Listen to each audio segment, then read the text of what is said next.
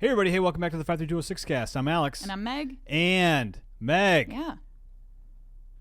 This is a podcast. It is, yeah. Meg, it's always exciting when you have a notebook full of notes. I do. That you bring to the podcast. I was excited about this one. I feel like it's something I'm passionate about. So I feel like I wanted to first hear, last weekend you were at the Black Tuxedo event. I was. And I wanted you to tell us a little bit about it because it sounded like a great, we had some, you had brought some kids like from the garden. Kids from the garden.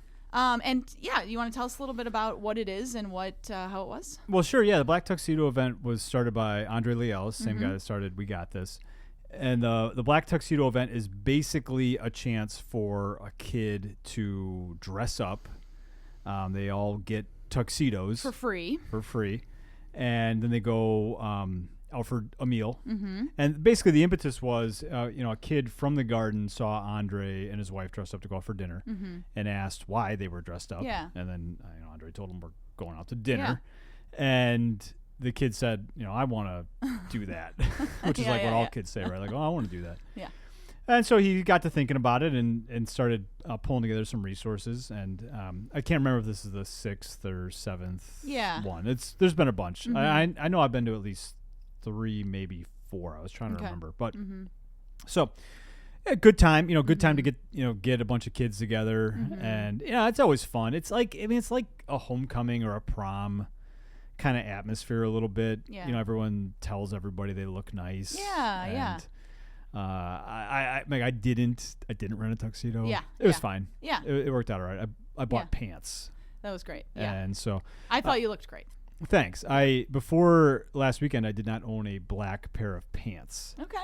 I don't know. I just never. I might be into wearing black pants. You're now. more of like a blue. I feel like you go with blues. Yeah. nice Earth tones. Sure. Maybe.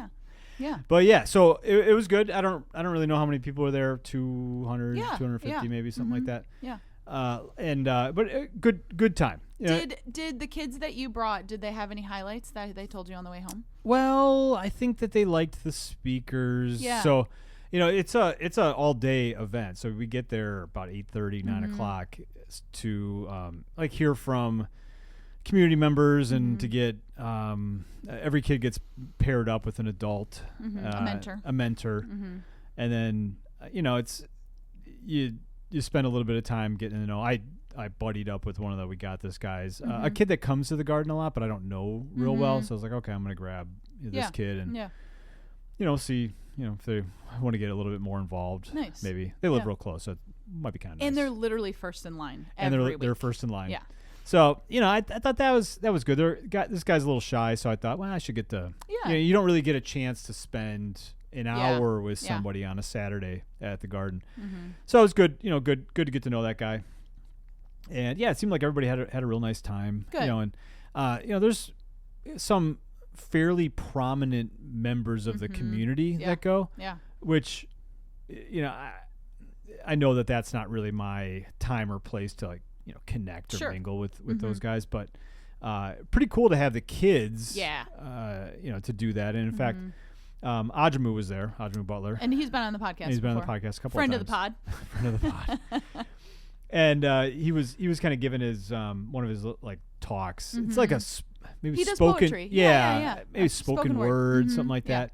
And one of the guys was real into it. And you could tell he was taking notes. And I was like, oh, we should go.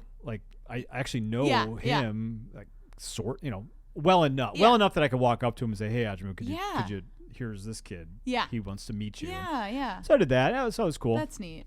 But great time. It seemed like the guys had a really good time, and kind of funny to see them dressed up. Sure. Usually we're working together, like building planter boxes or something, or moving mulch. So it's very, very different. I think I would rather move mulch. I know. But it's sure. all right. Yeah. Yeah, we had a good time. That's good. Well, I have some exciting news. So I am a volleyball coach and coaching Dex's team, and I'm going to be honest, this team has just been awesome. I have loved this group of kids so much, and it was the last game. So they're moving on to the tournament next weekend. I'm just happy that I've been able to be a part of it. But that's kind of what I wanted to talk about this week. Volleyball? women's sports. Oh, okay. Women's sports. Got it. Women's sports. So, as we know, the Olympics yeah. happened. Mm-hmm. It was great. And the women's hockey team won gold. Also, the men's hockey team won gold. And there's a little bit of outrage. It's always outrage. There's always outrage. So I think I feel like I want to touch on a few different points with this outrage. A few different points. Okay, so the first one I want to touch on is that people were outraged that somebody said something negative about women's sports. Sure. And I think that's a great thing. Okay. I think it's great that I think there's been so many jokes about women's sports. There's been, WNBA, I'm just going to turn it off. I feel like people are always making fun of women's sports, and now people are outraged that people are saying something negative about women's sports. So I feel like we have come a long way. It's great. Yeah. You are a woman. I am a woman, and I do play sports. You did or still do play sports. Yeah. So Yeah. Okay, so the second thing I wanted, Okay. I don't know if you have anything to add there. It's great. Okay, I'm very excited. So the second thing I wanted to talk about was that the person who said something negative has said negative things in the past, and why are we surprised? And why are we wasting our energy on this? I think there's so many things, there's so many better things that we can be doing than wasting our time with somebody who has shown us who they are and is not going to change. I don't know if you have anything to add. Oh, yeah, I don't disagree. I feel like we say that to each other all the time. Yeah. I agree with you. Okay. So then the third thing, and this is where I kind of wanted to spend the bulk of our conversation, where things are going to say things that you don't agree with. And you have two options. Sure. Okay. You can do something about it. You can take action. Or you can not take action. Yeah, that's pretty much anytime that you're given an opportunity to do something, or you feel a nudge to do something, you have a choice you can make. You can do it, or you can not do it. Yeah. I would agree. So this kind of reminded me. So episode 138. Okay. I have no idea what episode 138 was. Sorry, I'm trying to read my notes. How to call out injustice. Okay. It was about a situation where I was helping out at our kids' school, and there was an injustice on the volleyball team. Oh, yeah. I remember that. Yeah. I feel like it's really come full circle. So there was an injustice, and I did not like what was happening, and I hemmed and hawed over it, and I ended up saying something to the people who were in charge. Nothing happened. Yeah. And so now I am the volleyball coach. Yeah, and I gotta stop you right there real quick, because this happens all the time. What happens? All the time. So you see something. Me? Just in general. Okay. Everyone. You're not just pointing me out and saying that I'm always seeing stuff. Okay. Everyone. No, you see something. You say something. Right? Yes. So it's almost never that the change happens after you say something. It almost never works out that way. Yeah. You see something that you say, this is kind of not right, and you bring it up, and this, I swear to you, this happened to me hundreds of times working in schools. Okay. I notice something, I say something, or someone else notices something, they say something, they're mad about something, and they bring it up, and they're just venting to me about it. It's like the next cycle that it changes, or a little bit farther down the road, it changes. Sure. Because when you're trying to change a mindset, very few people's mindsets are changed by one person bringing something to their attention. Yeah. And a lot of the times it is too far down the line. You're not going to backtrack on it. Yeah. Yeah, it's already happened. Yeah. But that seed is planted. And you think about it. And whether it's conscious or unconscious by the other person, they know that I'm going to get a little pushback if I do this again. And they, oddly enough, act differently Yeah. in the future. Yeah. That was all. Yeah, and I mean, I think one of the reasons that I wanted to bring up coaching is because I feel like I've talked about this before, but you get so much out of putting time into spending. You get so much out of spending time with kids. I feel like when I spend time with any kids, maybe beside my own, you are able to see different things that can. You're able to see them make connections. You're able to see them get confidence. And I think my role in schools is most of the time okay, they don't have a volleyball coach, so sure, I'll do it. And it's mainly okay, I just want to see more people be able to play volleyball or soccer or track or whatever. And I think something we all can do is we can all be in some kid's life and be that mentoring piece. Before this podcast, I was just doing kind of some research, and sports and mentorship is linked to higher grades and lower dropout rates. And I think when we think about schools and we think about big school districts, take for instance Milwaukee Public Schools, the graduation rate is it 2/3? It's not good. Yeah, it's not something good. Like that. It's not good. So I think what you were saying earlier, that this the younger generation is where we can make a lot of change. And again, I find it to be so wonderful to be able to be in spaces with kids, because I feel like you learn about yourself and you're able to grow for yourself. And then you're also just having kids be able to learn and grow and be better for themselves too. Yeah, Meg, the truck got hit. Yeah. It was very depressing. It was sad. Very sad. Yeah. I feel like I was sad I was sad until I got it back. Yeah. The day I got it back, I thought to myself, you're not sad anymore. You feel happy again. Okay. But so they did a great job fixing it. Mm-hmm. Everything looks great. Yeah. Very very happy with the fix. When it got hit, it got knocked out of alignment Sure. a little bit. And I called the insurance, and the insurance said, "Oh yeah, sometimes they don't align it. Okay. It's ever so slightly. Yeah, it's yeah, really yeah. not much, but I notice it because I'm real kind of particular about it. Yeah. I notice all the things that are going wrong with the car, and then it weighs on me, and then I sure. Okay, gotta fix it. You probably do the same with houses. Yeah, same thing.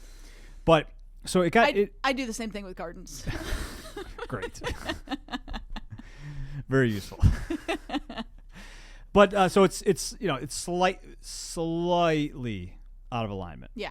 And I think a kid is kind of like a car sometimes. Okay. We had Amos on the podcast, or Amos. Yeah, famous Amos. On the podcast couple weeks ago. Yeah, a couple of weeks ago. Go listen to it because it was really good. It's good. Lots of people have Oh actually my gosh, it was so good. Yeah. And I recommend it. Yeah. But there was a point in his life where some things happened, and it was probably little things over and over again. But when a kid goes through some kind of trauma, it's like getting into a car accident. Yeah. Smacked. Yeah. Right. Mm-hmm. And it has the potential to knock you as a young person out of alignment. Yeah. And all that really means is that when you point the steering wheel straight, your car goes to the left or to the right. Yeah. Just a little bit. Yeah. Sometimes you'll see cars that are way out of alignment. Sure. And they are going down the road crooked. Yeah. Which that's not good. Yeah. But a traumatic experience, and we know this from the ACE score, all those things. I mean, it really does have the potential to knock a kid out of alignment, so that if they're not paying attention, they think their steering wheel is pointing straight, or their steering wheel is pointing straight, but they veer off into whatever a 7th, 8th, 9th, 10th grader gets into, that then, makes them crash into a tree or something, right? And so, I think about, coaching or mentoring. Really, it's getting to know a kid and helping to push them in a direction that you think will predictably bring them peace, a little bit of joy, happiness, security, safety, those kinds of things, when they're 25, 30, right? Yeah. So, you see a kid that went through something traumatic and their grades start slipping or they start to get into fights or things like that. And you can yell at them about their grades and yell at them about the fight they got in, but you're really trying to help them understand that they got to course correct a little bit. Can I tell a story? Yeah, sure. So there's this one girl in volleyball, and so she came to me one day and she was like, I can't practice very well. My wrist and my back hurts. And I was like, what happened? And she's always like, she's the one that like, she's always like leaving. And I'm like, where are you going? Like, get back. Like, you can't just leave like the gym. She's the only one, which is fine. But I'm like, dude, you gotta stay in the gym. Like, that's the only thing you have to do. Right. And so, I was like, what happened to your back? What happened to your wrist? And she's like, I got into a fight in gym class. Sure. And I was like, okay, like, why did you get into a fight? Like, what's going on? And so she, she was just like, oh, I tend to get into fights a lot. And she's like, but I didn't get caught, and so I won't get suspended, and so like I won't get in trouble. And I was like, okay. Well, and I was like, did get caught. Yeah, I know. You just turn yourself in. That's fine. And so I was like, okay, like, what's your plan for life? Yeah. And I was like, what's your 5-year plan? And she's like, well, I want to stay at McDowell. And I was like, okay, if you get into fights, can you stay at McDowell? And she's like, no, I can't. Right. And, she's like, yeah, if I get into more fights, like, they'll kick me out. And she's like, I'm kind of on the edge of, like, being able to get into high school there. Sure. And I was like, okay, like, what are you going to do about it? And she's like, I guess I'm going to try not to get into fights. And I was like, who's responsible? And she's like, I am. And, like, you could tell, like, it was a very, like, again, I told somebody else about it. I told our kid about it, and he was like, she's still going to do the same thing. And I was like, thanks. She might. But I feel like she was really, and every practice we have, she's like, my 5-year plan is going well. And like, I feel like, like, I was kind of like a hard ass with her, but I'm like, come on, like, you're in charge of, like, not getting into a fight. And, so we talk about, like, okay, what's going to happen when someone comes up to you and tries to fight you? Are you going to walk away, or are you going to fight them? Yeah. Like, those are the options. And, like, so it's just been funny that I feel like she definitely tests me as a kid, which that's fine. But yeah, telling her about her 5-year plan has been very helpful, to start those conversations. And, I know she has other people in her life that are pouring into her, but she doesn't have that many. I know. Yeah. And I think everybody can use one. I mean, that's part of the reason why you listen to different people on podcasts. Yeah. They're not teaching you how to play volleyball. They're, you're just doing it while you make websites. But it's all that kind of stuff. Like, you need reminders of the direction that you're trying to go. Yeah. And you need encouragement to keep moving in that direction. And you need a little bit of tough love sometimes when you're, doing the thing that you shouldn't do. But it's only because you want some outcome. Yeah. Right. Yeah. Like, if you didn't really care what the outcome was, well, then do whatever you want. But I haven't really met very few that had no desire for the future. Yeah. And that sucks for them. Yeah, but the vast 99.9% of the people out there, well, they want something for the future. They want to have a better future than they have as their current present. And so it's really beneficial to be able to spend a little bit of time with somebody, especially a sport is great because you're going to be there 1 or 2 days a week. Yeah. And the thing that you're trying to do win a volleyball game it doesn't really matter. Yeah. It's great if you win. It's great. It's real great. The first part of our season we did not win much, and then the second part of our season we won a lot, and it's great. It was fun. It's great. It's very fun. But it's the same thing with working at kids. Working with kids at the garden. Like, it doesn't really it's nice you picked up 10 gallons of trash. Like, thank you, that was great. Yeah. But really, the point is you get them there, and then you can start to have some of these conversations with them, or you can pause for a second and help somebody think about, 5 years from now, you're going to be 18. What do you want it to be like when you're 18? But yeah, that's all. Yeah, that's all good stuff. What was the thesis of this podcast again? You had told me, and I just wanted to make sure that. I have so many notes that I don't even know where it is. But I think it was just, like, we can all help a kid. And Yeah. whether that's, whether that's mentoring them. I mean, I just talked with somebody at the garden today that I was asking them how, a kid related to them is doing. And they were like, this kid needs somebody to read to them. Like they are on their phone all the time. They're not doing well. Sure. They're, 5 years old and they've been read to very limitedly. And so I think even reading to kids, there's just so many different options to get involved with kids, in schools, in nonprofits, in all the things. They always need more coaches is what I'm finding out in middle and high school. Yeah. Any time that you can, help a kid, there's kind of like a sweet spot. You have to, they have to be kind of into the thing that you are helping them with, and then you can slip in the future planning, whatever you want to call that. You can sneak it in there. But it doesn't. You can't just walk up to a kid on the street and say, "What's your 5-year plan?" Yeah. Punch you. Yeah, they are. But yeah, all that stuff, and I know on the last episode we talked about kind of the trajectory of putting things back to how they should be. The longstanding effects of racism, and if you're helping somebody that 100 years ago or 200 years ago would have been treated very differently. I mean, I think that you are helping to put you're doing your little part to help put that back. And We Got This isn't the only place that you can do that, but I mean we can have lots of volunteers. And it's always kind of interesting because people will ask well, what they'll either there's two different types of volunteers. There's the one that wants us to do some very specific thing for them so that they can volunteer. Sure. I don't really care about those volunteers. But I really like the ones that just say they're just kind of open to showing up and be a part of things because that's the type of person that's going to make a connection with somebody. It's going to be standing next to a kid digging a hole. And is willing to grab the shovel. And I think about there was a coach had a buddy. Coach is one of the adult leaders and he's on the board at We Got This. And he had a buddy at one of the schools that he worked at that he said, "Oh, you should come out." And the guy came out. I think he was a math teacher.